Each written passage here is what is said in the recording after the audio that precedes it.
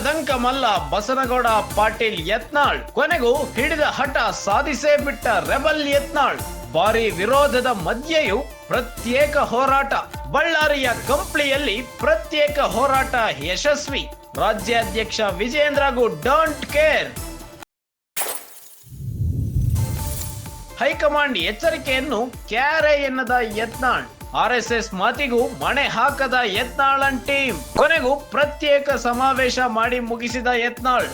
ವಕ್ಫ್ ವಿರುದ್ಧ 2ನೇ ಹಂತದ ಹೋರಾಟದ ಸಮಾವೇಶ. ಆನೆ ನಡೆದಿದ್ದೇ ದಾರಿ ಎಂಬಂತೆ ನಡೆಯುತ್ತಿರೋ ಬಸನಗೌಡ ಪಾಟೀಲ್ ಯತ್ನಾಳ್. ಬಿಜೆಪಿಯ ರೆಬಲ್ ನಾಯಕ ಬಸನಗೌಡ ಪಾಟೀಲ್ ಯತ್ನಾಳ್ ಅವರು ಕೊನೆಗೂ ಛಲದಂಕ ಮಲ್ಲ ಎಂಬುದನ್ನ ನಿರೂಪಿಸಿ ಬಿಟ್ಟಿದ್ದಾರೆ. ಹಿಡಿದ ಹಠವನ್ನ ಸಾಧಿಸೇ ಬಿಟ್ಟಿದ್ದಾರೆ ರೆಬಲ್ ಯತ್ನಾಳ್ ಅವರು. ಭಾರಿ ವಿರೋಧದ ಮಧ್ಯೆಯೂ ಪ್ರತ್ಯೇಕ ಹೋರಾಟವನ್ನ ಯಶಸ್ವಿಯಾಗಿ ಮಾಡಿದ್ದಾರೆ. ಬಳ್ಳಾರಿಯ ಕಂಪ್ಲಿಯಲ್ಲಿ ವಕ್ಫ್ ವಿರುದ್ಧದ 2ನೇ ಹಂತದ ಹೋರಾಟದ ಸಮಾವೇಶವನ್ನ ಯಶಸ್ವಿಯಾಗಿ ನಿಭಾಯಿಸಿದ್ದಾರೆ. ರಾಜ್ಯಾಧ್ಯಕ್ಷ ವಿಜೇಂದ್ರಗೂ ಡೋಂಟ್ ಕೇರ್ ಅಂತ ಹೇಳಿ ಸಮಾವೇಶನ ಮಾಡಿ ಮುಗಿಸ್ಬಿಟ್ಟಿದ್ದಾರೆ. ಹೈಕಮಾಂಡ್ ಎಚ್ಚರಿಕೆಯನ್ನು ಕ್ಯಾರೇದ ಸಪ್ಪ ಅಂದಿಲ್ಲ ಯತ್ನಾಳ್ ಅವರು. RSS ಮಾತಿಗೂ ಸಹ ಮಣೆ ಹಾಕದೆ ಯತ್ನಾಳ್ ಟೀಮ್ ಸಮಾವೇಶವನ್ನ ಯಶಸ್ವಿಯಾಗಿ ನಿಭಾಯಿಸಿಬಿಟ್ಟಿದೆ.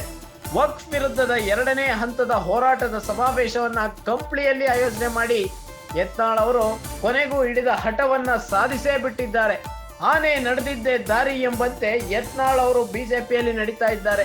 ರಾಜ್ಯಾಧ್ಯಕ್ಷರ ಮಾತಿಗೂ ಕಿಮ್ಮತ್ತಿಲ್ಲ, RSS ಮಾತಿಗೂ ಮಣೆ ಹಾಕ್ತಾ ಇಲ್ಲ. ಹೀಗೆ ಯತ್ನಾಳ್ ಅವರು ಆನೆ ನಡೆದಿದ್ದೇ ದಾರಿ ಅಂತ ಅವರದ್ದೇ ದಾರಿಯಲ್ಲಿ ನಡೀತಾ ಇದ್ದಾರೆ. ಯತ್ನಾಳ್ ಅವರ ಈ ಒಂದು ಹೋರಾಟಕ್ಕೆ ತೀವ್ರವಾಗಿ ವಿರೋಧ ಕೇಳಿ ಬಂದಿತ್ತು. ಆದರೂ ಸಹ ಇಷ್ಟೊಂದು ವಿರೋಧ ಇದ್ರೂ ಸಹ ವಕ್ಫ್ ವಿರುದ್ಧ 2ನೇ ಹಂತದ ಹೋರಾಟದ ಸಮಾವೇಶವನ್ನ ಬಳ್ಳಾರಿಯ ಕಂಪ್ಲಿಯಲ್ಲಿ ಯಶಸ್ವಿಯಾಗಿ ನಿಭಾಯಿಸಿದ್ದಾರೆ ಯತ್ನಾಳ್ ಅವರು. ಶಿವಶಂಕರ ಮನೆಯಾಗ ಇವ್ರು ದೊಡ್ಡ ಲೀಡರ್ಗಳು ಲಿಂಗಾಯತರಿ. ಶಾಮನೂರು ಶಿವಶಂಕರಪ್ಪ ವೀರಶೈವ ಸಭಾ ಅಧ್ಯಕ್ಷ. ಕೆಲಸ ಪಕ್ಷ ಏನಪ್ಪ ಅಂದ್ರೆ ಕೋಟಾ ದಿಲ್ಲಿಗೆ ಹೋಗೋದು. ವೀರಶೈವ लिंगायत का करोड़ हमारा वोट है, मैं फुल इसका कांग्रेस के लीडर हूँ ಮತ್ತು ಇವ್ರು ಹೋಗೋದು, ನಮ್ಮಲ್ಲಿ ಲೀಡರ್ ಅದೇ ಮಾಡೋದು. ಇವರೆಲ್ಲ ಲಿಂಗಾಯತ ಕೋಟಾ ತಗೊಂಡು ಮುಖ್ಯಮಂತ್ರಿ ಆಗ್ಬೇಕು ಅನ್ನೋರೇ ಹೊರತು ಸಮಾಜಕ್ಕೆ ಇವತ್ತು ಮಠಗಳ ಮೇಲೆ ಒಕ್ಕಪ್ ಹಾಕಿದ್ರು ಒಬ್ಬರೇ ಬಾಯಿ ಬಿಟ್ಟಾರೆ ಹೇಳ್ರಿ. ಮತ್ತೆ ಇಂಥ ಸ್ವಾಮಿಗಳಿಗೆ ಹೋಗಿ ಯಾಕೆ ನೋಡ್ಬೇಕು ಕೆಲಸ ಇಲ್ಲ ನಮ್ಗೆ. ಹಿಂಗೇನು ಬಂದು ಧೈರ್ಯದಿಂದ ಇಂಥ ವೇದಿಕೆ ಮೇಲೆ ಕೂತು ವಕಫ್ ಅನ್ನುವಂಥ ಕಾನೂನು ರದ್ದು ಹಾಕ್ಬೇಕಂತವ್ರೆ ನಿಜವಾದಂತ ಹಿಂದೂ ಸಮಾಜದ ಸ್ವಾಮಿಗಳು. ಅವರಿಗೆ ಪಾದ ಮುಟ್ಟಿ ನಮಸ್ಕಾರ ಮಾಡಿ ಶಿಕ್ಷಕ ಒಬ್ಬ ಸ್ವಾಮಿ ಹೇಳ್ತಾನ, ಲಿಂಗಾಯತ ಧರ್ಮ ಇಸ್ಲಾಂ ಧರ್ಮ ಒಂದೇ. ನಿನ್ನೆ ಪಾಕಿಸ್ತಾನ ಒಂದು ಇದು ಓದ್ದೆ, ಇವತ್ತು ಮುಂಜಾನೆ ಸ್ವಂತವ್ರ ತಾಯಿನ ಲಗ್ನ ಆಗಿತ್ತಾನೆ. ಲಿಂಗಾಯತರ ತಾಯಿನ ಲಗ್ನ ಆಗ್ತಾರಲ್ರಿ, ಮಗಳ ಲಗ್ನ ಆಗ್ತಾರಲ್ರಿ, ಗೋಮಾಸ ಸಿಗ್ತಾರಲ್ರಿ. ಈ ಸ್ವಾಮಿಗಳು ಸುಮ್ ಕ್ಯಾಮಿ ಹಾಕೊಂಡು ಬಸವಣ್ಣನ ಅಬ್ರು ಕಳಿಲಾಕತ್ತಾರ. ಇವ್ರು ಎಂದೂ ವಕಫ್ ಬಗ್ಗೆ ಮಾತಾಡುದಿಲ್ಲ. ಇಂತಹ ಸ್ವಾಮಿಗಳ ನೇತೃತ್ವ ಈ ದೇಶಕ್ಕೆ ಬೇಕಾಗಿದೆ. ಇವತ್ತೇನು ಪ್ರಯಾಗರಾಜದಲ್ಲಿ ಏನು ನಡೀಲಾಕತ್ತಲ್ಲ ಹಿಂದೂ, ನೀವು ಜಾಗೃತ ಆಗ್ಬೇಕು. ಜಾತಿ ಬಿಟ್ಟು ಬಿಡ್ರಿ. ಮುಸಲ್ಮಾನರಿಗೂ 40 ಜಾತಿ ಅದ. ಇನ್ನಾನು ಪಾಕಿಸ್ತಾನದಾಗ ಸಿಯಾ ಸುನ್ನಿ ಸಿಯಾ ಜರ್ಗಾಕ ಮಸೀದಿಗೆ ಅವ್ರು ನಮಾಜ್ ಮಾಡಬಾರ್ದು, ಅವ್ರ ಮಸೂದಿಯೊಳಗೆ ಇವ್ರು ನಮಾಜ್ ಮಾಡಬಾರ್ದು. ಹೊಡೆದಾಟ ಆಗ್ತದೆ. ಇನ್ನ ಬಾಂಬ್ ಎಲ್ಲಿ ಹಾಕ್ತಾರೆ, ಅವ್ರಿಗೆ ಅವರೇ ಬಾಂಬ್ ಹಾಕೋತಾರ. ಇನ್ನು ನಿಮ್ಮನೆ ಬಿಡ್ತಾರ. ನೀವಿದ್ರು ಭಯ ಭಯ ಭಯ. ರಂಜಾನ್ ಬಂದ್ಕೊಂಡು ನೋಡಿ ಜಳಕಾನ ಮಾಡಿದ್ರೆ ಬರೀ ಹಾಕ್ತಾರೆ. ನಿಮ್ಮ ಹಣೆ ಬಾರ ನೀವು ಎಂದೂ ಭಯ ಆಗೋದಿಲ್ಲ. ನಿಮ್ಗೆ ಭಯ ಯಾರು ಆಗೋರಂದ್ರೆ ವಾಲ್ಮೀಕಿಗೆ ಲಿಂಗಾಯತನ ಭಯ ಆಗವ, ದಲಿತಗೆ ವಾಲ್ಮೀಕಿನ ಭಯ ಆಗವ. ಒಬ್ಬ ಮೇಲ್ಜಾತಿ ಕೀಳು ಜಾತಿ ಅನ್ನುವಂಥದ್ದು ತಪ್ಪು ತಗು. ಅಂಬೇಡ್ಕರ್ ಅವ್ರ ವಿಚಾರಗಳು ಈ ದೇಶದಲ್ಲಿ ಬರಬೇಕಾಗಿದೆ. ಸಂವಿಧಾನ ಉಳಿಬೇಕು ಅಂತ ಹೇಳ್ತಾರೆ ಎಲ್ಲರೂ. ಬಿಜೆಪಿ ಬಂದ್ರೆ ಸಂವಿಧಾನ ತೆಗೆದುಹಾಕ್ತಾರೆ ಕೇಳ್ತಾರೆ. ಹಿಂದೂ ಸಮಾಜ ಇರುವವರೆಗೆ, ಭಾರತದಲ್ಲಿ ಹಿಂದೂ ಮೆಜಾರಿಟಿ ಇರುವವರೆಗೆ ಸಂವಿಧಾನ ಇರ್ತದೆ.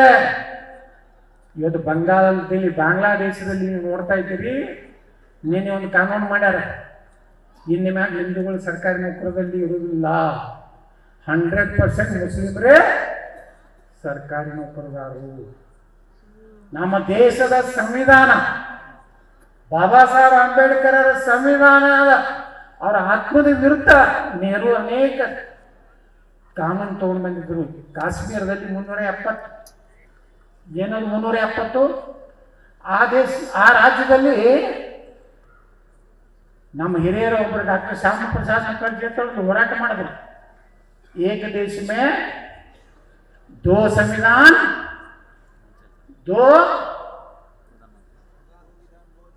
दो निशान, दो संविधान, सो दो प्रधान, नहीं चलेगा ಅಂದ್ರೆ ಒಂದು ದೇಶ ಭಾರತದಲ್ಲಿ 2 ಸಂವಿಧಾನ, 2 ಧ್ವಜ, ಅಲ್ಲೊಂದು ಕಾಶ್ಮೀರ ಧ್ವಜ ಬೇರೆ ಇತ್ತು ಮೊದಲು. ಇಬ್ಬರು ಪ್ರಧಾನಮಂತ್ರಿ, ಕಾಶ್ಮೀರಕ್ಕೊಬ್ಬ ಪ್ರಧಾನಮಂತ್ರಿ. ಯಾರು? ಶೇಖ್ ಅಬ್ದುಲ್ಲಾ ತಿದ್ದ. ಶೇಖ್ ಅಬ್ದುಲ್ಲಾ ಜವಾಹರ್ಲಾಲ್ ನೆಹರು ದೋಸ್ತ್. ಶೇಖ್ ಅಬ್ದುಲ್ಲಾ ನಮ್ಮ ಮಗ, ಸೇಮ್ ಜವಾಹರ್ಲಾಲ್ ನೆಹರು ಕಥೆ. ನೋಡ್ರಿ ಫೋಟೋ, ಈಗ ರಾತ್ರಿ ಹೋಗಿ ವಾಟ್ಸಪ್ನಾಗ ತೆಗೆದು ನೋಡ್ರಿ.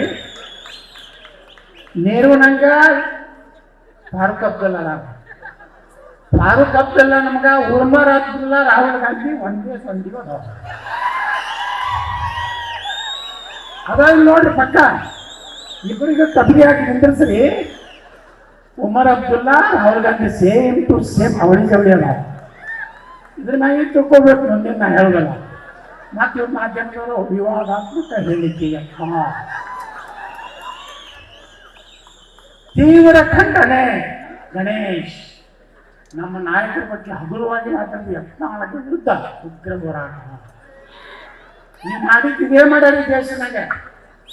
370 ವಿಧಿ ಒಳಗ SC ST ಗ್ರಾಮ ಪಂಚಾಯತಿ ಮೆಂಬರ್ ಆಗಕ್ಕೆ ಬರ್ತಿದ್ದಿಲ್ಲ, ಕಾಶ್ಮೀರ್ನಾಗ MLA ಆಗಕ್ಕೆ ಬರ್ತಿದ್ದಿಲ್ಲ, MP ಆಗಕ್ಕೆ ಬರ್ತಿದ್ದಿಲ್ಲ, ಮುನ್ಸಿಪಾಲಿಟಿ ಮೆಂಬರ್ ಆಗಕ್ಕೆ ಬರ್ತಿದ್ದಿಲ್ಲ SC ST ಜನಾಂಗದವರು. ಅಲ್ಲಿ ಜನರಲ್ ಪ್ಯೂನ್ ಆಗ್ಲಕ್ಕೆ ಬರ್ತಿದ್ದಿಲ್ಲ ಹಿಂದೂಗಳು, ಸರ್ಕಾರಿ ನೌಕರದಾರ ಆಗ್ಲಕ್ಕೆ ಬರ್ತಿದ್ದಿಲ್ಲ ಹಿಂದೂಗಳು. ಯಾಕಂದ್ರೆ ಜನರಲ್ ಅವರೇ ಮೆಜಾರಿಟಿ ಅಂದ್ರೆ ಅವರೇ ಆಗೋದು. ಇವತ್ತೇನಾದ್ರೆ ಜಮ್ಮು ಕಾಶ್ಮೀರದಲ್ಲಿ 5 ಮಂದಿ SC ST MLAಗಳು ಆರಿಸ್ಕೊಂಡಾರ. ಅದು ಯಾರ ಪುಣ್ಯದಿಂದ? ನರೇಂದ್ರ ಮೋದಿ ಅವರ ಪುಣ್ಯದಿಂದ. ಆರ್ಟಿಕಲ್ 370 ತೆಗೆದ್ರು. ನಮ್ಮ ದಲಿತರು, ನಮ್ಮ ಹಿಂದುಳಿದವರು ಕಾಶ್ಮೀರದಲ್ಲಿ ಮುನ್ಸಿಪಾಲ್ಟಿ ಕಸ ಹುಡುಗು ಸಹಿತ ನೌಕರಿ ಸಿಗ್ತಿದ್ದಿಲ್ಲ. ಮುಸಲ್ಮಾನರವನ್ನೇ ಕಸ ಹುಡುಗು ನೌಕರದಾರ, 40,000 ಪಗಾರ ಬರ್ತಿತ್ತು. ನಮ್ಮ ಇಲ್ಲಿರುವಂಥ ಹಿಂದುಳಿದ ಜಾತಿಗಳ ಹೆಣ್ಮಕ್ಳಿಗೆ 8,000 ರೂಪಾಯಿ ಕೊಟ್ಟು ಇವ್ರ ಕಡೆ ಕಸ ಹುಡುಗಿಸಿ 40,000 ಪಗಾರ ಅವ್ರು ತಗೋತಿದ್ರು. ಇವತ್ತು ಗ್ರಾಮ ಪಂಚಾಯತ್ SC ST ಬಂದರು, ಕಾಶ್ಮೀರ್ನಾಗ MLA ಆದರು, MP ಆದರು. ಹಾಗಾದ್ರೆ ಸಂವಿಧಾನವನ್ನು ಉಳಿಸಿದವರು ಯಾರು? BJP ಅಲ್ಲ, ನರೇಂದ್ರ ಮೋದಿ ಅಲ್ಲ. ನರೇಂದ್ರ ಮೋದಿ ಅವರು 5 ಪಂಚತೀರ್ಥ ಮಾಡಿದ್ರು ಡಾಕ್ಟರ್ ಬಾಬಾ ಸಾಹೇಬ್ ಅಂಬೇಡ್ಕರ್ ಅವ್ರದ್ದು. ದಿಲ್ಲಿಯಲ್ಲಿ ಅವರು ಕೊನೆ ಉಸಿರಿದಂಥ ಮನೆ, ಲಂಡನ್ನಲ್ಲಿ ಕಲ್ತಂತ ಅವರ ಕೋಣೆ, ಆ ದಾದರ್ನಲ್ಲಿರುವಂಥ ಒಂದು ಸಮುದ್ರ ದಂಡಿ ಒಳಗೆ ಅಂಬೇಡ್ಕರ್ ಅವರಿಗೆ ದಿಲ್ಲಿ ಒಳಗೆ ಅಂತ್ಯಕ್ರಿಯೆ ಮಾಡಲಿಕ್ಕೆ 10 ಫುಟ್ ಜಾಗ ಕೊಡಲಿಲ್ಲ ಕಾಂಗ್ರೆಸ್ನವರು. ಇವತ್ತು ನಮಗೆ ಅಂಬೇಡ್ಕರ್ ಫೋಟೋ ತೋರಿಸ್ತಾರ.